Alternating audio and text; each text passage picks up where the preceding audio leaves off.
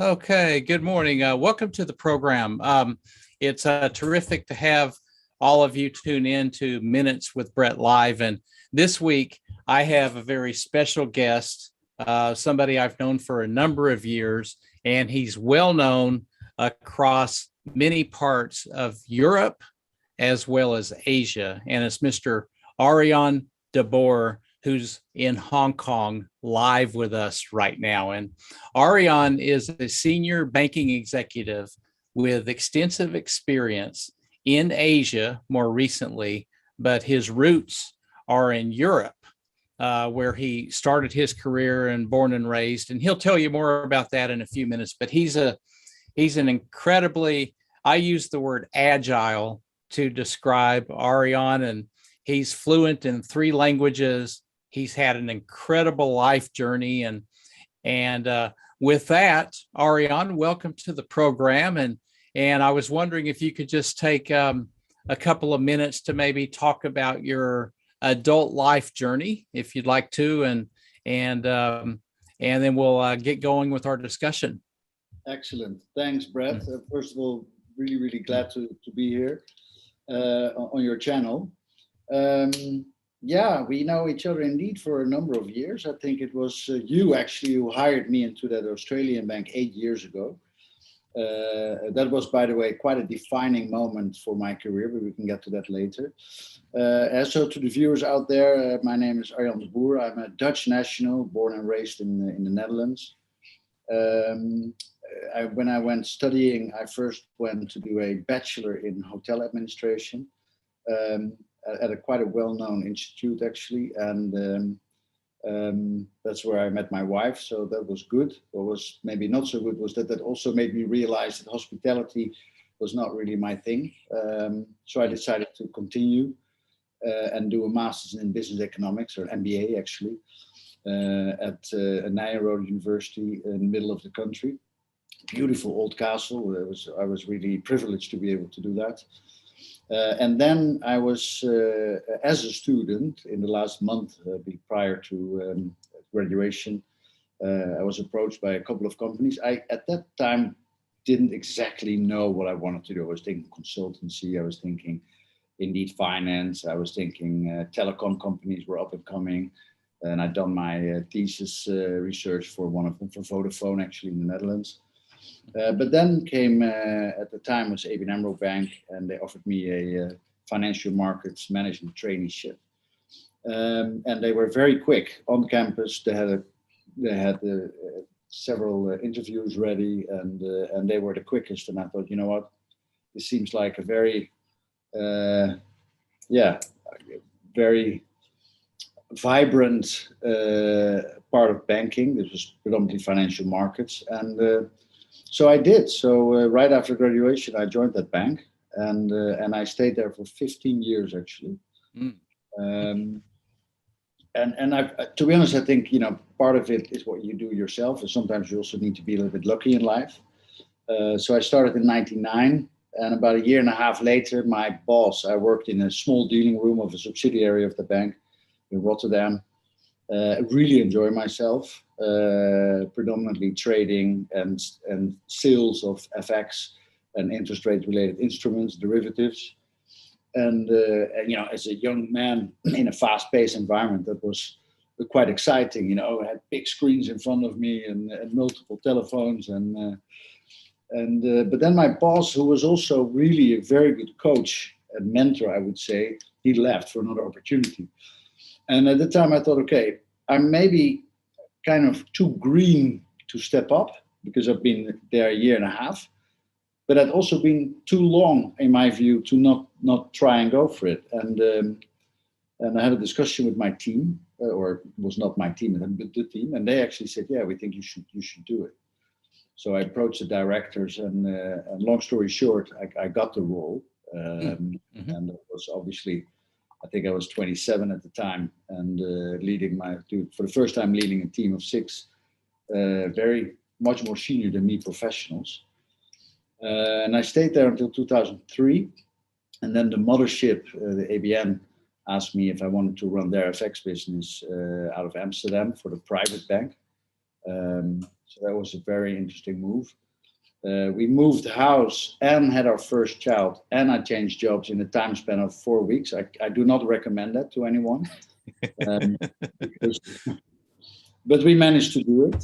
And I did that for about 2.5 years. And then an opportunity came up to move to Singapore to run again the structured products, execution, and FX business for the private bank across Asia. And that was a big change. Obviously, a different part of the world, different culture. I'm married to an Asian, and that helped. So I knew the culture quite well. But all of a sudden, I went from no traveling to constantly traveling. I remember that first year, because for tax reasons, my secretary had to keep track. I did 46 business trips in 2006. So there was, so all of a sudden I had to be in Dubai, Mumbai, Jakarta, Taipei, Shanghai, Hong Kong. But again, very, very interesting. And I stayed. That must have, excuse me, Ariel, that must have been also quite a change for your wife, right? And the family, that you go from really not traveling very much to being in airplanes and hotels, right? Yeah. It was, thank God, since then I've never traveled as much. I still travel a fair amount. Well, not at the moment, but in normal times I do, but not as much as that year. And you're right. I mean, we had, at that time we had 3 kids, because our twin girls were born as well. So my wife had stopped working for a while. So she went from working to not working, and all of a sudden we had 3 under 3. And I was away quite a lot. So yeah, that was big changes. Big change. It took a bit of time to adjust, actually. But I think in the end we did quite well. So we really enjoyed our almost 5 years in Singapore. And then I think what was probably the biggest change ever in my career. And in hindsight, I think now I would probably still do the same, but and I'll explain. So I was running products for a bank, and then the bank asked me, why don't you become head of our private bank in Hong Kong? And so this was a change in location, and it was a change in role. And I think I had underestimated both of them. Even though in my 5 years in Singapore, I went to Hong Kong every month. So in 5 years times 12, that's almost 60 trips. So I really thought what I was getting myself into. And yet I got a bit of a culture shock because Hong Kong is profoundly different than Singapore. And sorry, Ariel, what is we've got literally a global audience right now. Many of those watching actually have not been to the Far East. And what would you say at this particular stage, if you go back in time, in your mind, what was the biggest difference between Singapore and Hong Kong back then? I think Singapore really, I would say, is a real international city with a slight Asian flavor, whereas Hong Kong is really a hardcore Asian / Chinese city. So there are much more language barriers. Things like the food is different. It was very difficult to get our children on the right international school. And without saying whether this is right or wrong, but people in this part of the world are less loyal to their employers, for example. So for me, as a very young CE of a private bank, I was 37 at the time, and then experiencing some staff turnover, that was quite stressful, actually. And I remember that there was a moment when I literally stood in the living room with my wife, and I had tears running over my face, and I said, "Oh, I don't want to go back into the arena tomorrow." I mean, it was so. And again, I think in hindsight, looking at that, I changed 2 things. Usually, you should change only one. I changed and location and job scope. But in hindsight, what did your wife say when you had that conversation? Did she have advice for you? Yeah, I mean, she's always been very supportive. She said, if you want to make changes, we do that. It's up to you. So that, I knew I had something to fall back on, and that kind of kept me going at the same time. And I think after a year, I started more getting into a certain rhythm. I understood the role better. I think I was more respected also by the people in the bank, because obviously coming in as a relatively green 37-year-old guy with just over, what was it, 10 years of banking experience, and private bankers usually very senior, gray-haired people. Yeah, so all of a sudden we found the right schools and they were accepted for the kids. Claire got herself a really good job. So things really fell into place. And what I've learned from that time is that if something happens, again, let's say a key person in your team gets another opportunity and quits, I no longer get into panic mode. And that's what I learned in those first years in Hong Kong, that stay calm, things happen all the time, and you just have to deal with them as you go along. So in hindsight, I would not have made changes because that really grew me a lot thicker skin, and I think made me a lot more resilient. Mm-hmm.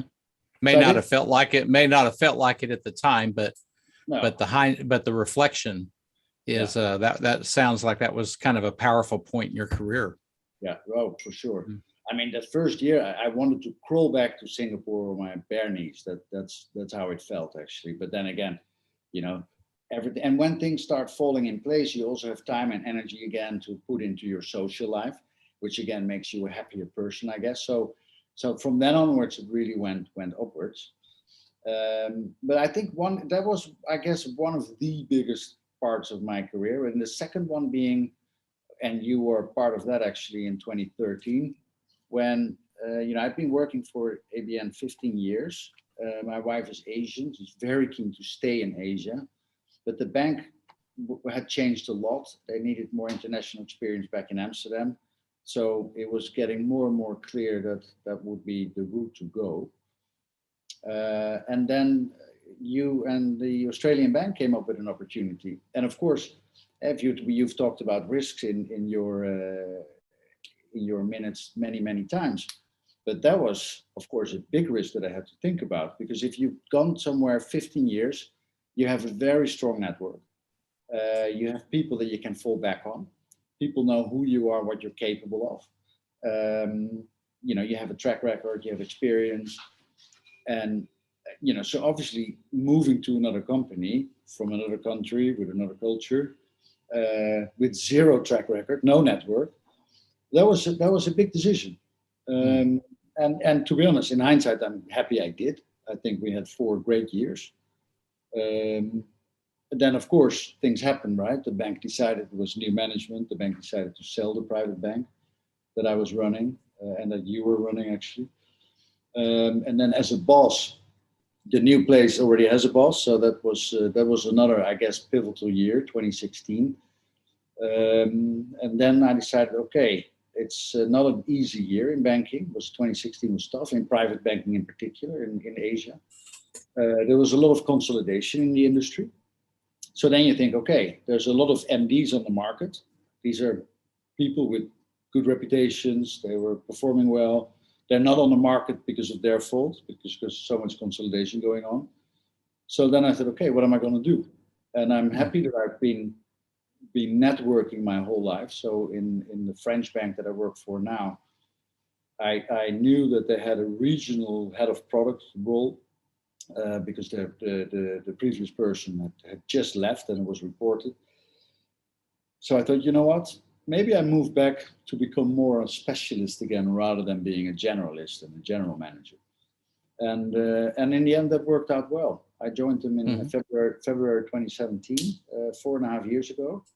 Very, very enjoyable. And so I run products for region, all our products and services. So I have about 60 people, genuine professionals across Singapore and Hong Kong. And of course, we work strongly with our private bank head office in Geneva and global headquarters in Paris. And that's what I'm doing now. That's fantastic. That's fantastic. So you've had, just in hearing about the earlier part of the career, the living room conversation with your wife back then, that really strikes me, because you probably had some choices to make, right? Feeling a bit uneasy and not really in your, I think you used the word rhythm earlier, if I'm not mistaken, but not really in the rhythm yet, and that type of thing. What got you through that? I know she was incredibly supportive, right? She's a wonderful person. What else, though, in your mind was able to kind of get you, because you could have retracted, right? that's a choice that you could have made, or you could have pressed on. And I believe you pressed on. How did you process that decision in your own mind? I think it was quite a long process. I mean, that's not something that happens overnight. It's a question of months. And for me, two things stand out other than what we just mentioned. I think I had a very supportive manager at the time, a fellow Dutchman, and he himself actually was my predecessor, and then he became the regional head. So I think he knew the pitfalls of the job, and yeah. So, and when things went difficult, he was really a pillar to support me, and always trusted me. That I think. And the second one was to that maybe sounds funny, but to continue to do proper physical workout, hiking and running and swimming. And I really had to keep to, do a minimum 3 times a week. There's very few things that work as good against stress as that, I guess. It clears your head. You create endorphins that fight your stress. So yeah, and I guess, like I said, time, there's a Dutch saying that says, time heals all wounds. And I guess that was also the case here, and things started falling into place. But but I think, to be honest, I think I was close to calling it quits or having a burnout. And in hindsight, I'm happy I survived that. And I think one of the interesting, and I remember speaking of my family, and especially my friends and my wife, when I made the move to the Australian bank, I deliberately decided that move, I wanted my next move to be horizontal.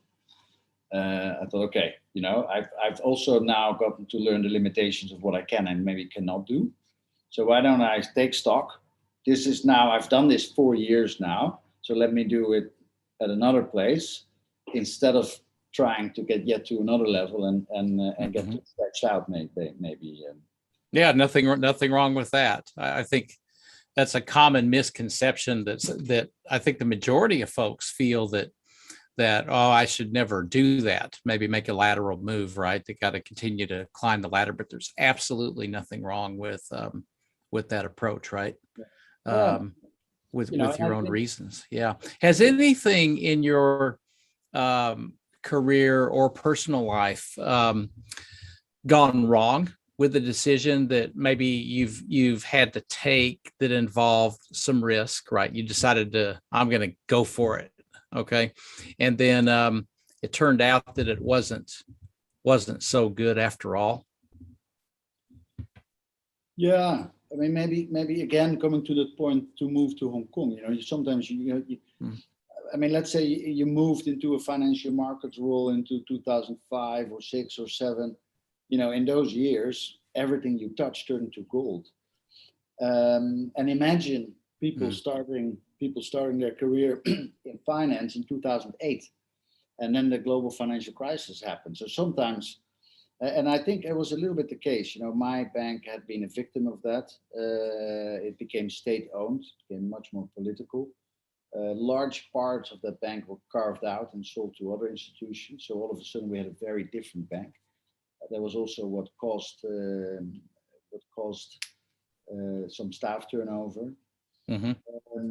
So yeah, I mean, and that's sometimes you're kind of either a recipient or a victim of the time where you're at, and that did that impact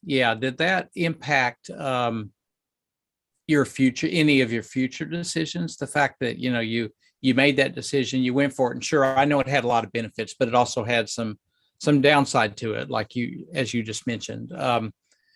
Did that make you more hesitant the next time you had to make a decision? Not really.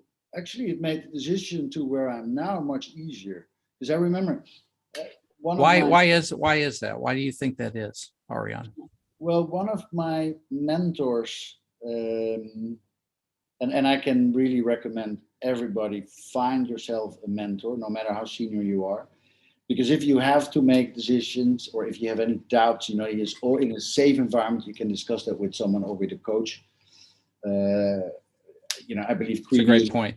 Yeah, I think then you can mirror your hesitancy or your questions or your uncertainties with someone else. And anyway, so this mentor had spoken to me. I think it was back in 2005, just before I moved to Singapore, and he said, because I was in the running to start running at one of the 20 dedicated private banking branches in the Netherlands. And he said, why would you want to do that? You're a product specialist. Imagine that another bank comes to take over your bank. And then you're a general. If you do that, you're a general manager. And then you can stand in line with tens of other general managers to find another job. Whereas when you're a product specialist with a good track record, those are really hard to find. So then, first of all, if there's any M&A activity, they're bound to keep you. And if not, people will stand in line instead of you standing in that line. So when I had to go for something else late 2016, I thought, you know what? Instead of being a generalist, let's go back to be a specialist, because to make it to increase your market value and a company's dependency on you and your skills. That's a great point. Ariel, as we start to wrap it up, I think maybe the biggest question of the 20 minutes here, what advice would you have for anybody watching us right now that is on the fence and they've got a decision to make either in their personal life or their career? They're on the fence and it could kind of go either way, and it's gotten to the point that the person is paralyzed and just can't decide which way to go. What advice would you have to encourage he or she to go forward with that decision? Well, I mean, as I just mentioned, try and find an independent, neutral, trustworthy person you feel comfortable with, or mentor to. So get a mentor. Yeah. But maybe another one is, instead of thinking, should I do this or not? Very often people, when you look at risk management, you compliment, are we doing it or do we say no? A lot of people don't think, okay, what if I make the decision to not do it? Because very often there's also risk associated with that. Right?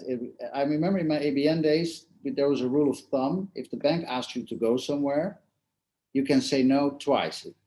You can say no once. If you say no twice, generally that would have repercussions on the rest of your career path. You're not going to get asked a third time, probably, right? Exactly. So don't only think of what you might get yourself into, but if you don't do it, what are yourself not getting into? Oh, that's great advice. So think more long-term beyond the current decision. Think about maybe future decisions as well, not just focus on the decision you have to make today. Yeah. And that's great advice, actually. Great way to look at it. Yeah. And everybody at some stage makes wrong decisions. To me, if 8 out of 10 decisions are the right ones, then I'm lucky and happy. So in the end, life comes with some risk. There's many mitigants, and use those. But in the end, if you want to achieve something, you have no choice. Absolutely. That's terrific advice. Good. Ariel, any parting advice on embracing risk? I think you've effectively have described how it's guided you to a very successful career and terrific relationships in both Europe and Asia. Any parting advice for the viewers? Yeah, maybe one thing. I sometimes do guest lectures on wealth management in particular at the universities, which is a great thing to do. Especially, young people, they're really sponges that soak up your and they're so enthusiastic. And one thing I always say, make sure you network. First of all, I find that enjoyable. You meet a whole variety of people. But then you find so many people that you can ask for advice, or you can fall back on, or you can see what decisions they are making and where they are struggling. So yeah, both for the fun part as well as for the learning part, I would say, network. I think the value of a network, I think you're looking at it through a very unique lens that many people may not look at a network that way. A network is far beyond just helping you to leverage your career and get a job if you need a job, right? It's far deeper than that. And I know, Ariel, you have one of the more extensive everlasting networks across both Europe and Asia. And you've put a lot of investment into that. It doesn't just happen, right? True, for sure. Yeah. Yeah. And, so a lot I of happen to enjoy it as well, so that helps. Mm-hmm. Oh, absolutely. That's all part of living. Hopefully, we do enjoy the choices that we make. So that's great. Well, good. Well, Ariel, I'd like to thank you. We're out of time. I know we could go on for a couple of hours. I'd certainly love to do that, but my promise to the viewers is around 20 minutes. So thank you so much for taking the time out of your evening in Hong Kong to talk to us on the live program today. Really appreciate that. And sorry, go ahead. Oh, I'm glad I did. It was a thoroughly enjoyable conversation. Great. Well, thanks so much. And everybody, next week, I'm going to take the program back to South Africa, and I'll be speaking with a terrific individual from Zambia who's actually living in South Africa right now. But we're going to talk about some unique aspects of the African business landscape, and he'll probably have a couple of personal stories to share as well. So more details coming as to when the time will be, but it will be next Thursday. And I'll sort out the time zones and let you know a couple of days beforehand. So thanks very much for tuning in, and we'll see you again next time on Minutes with Brett Live.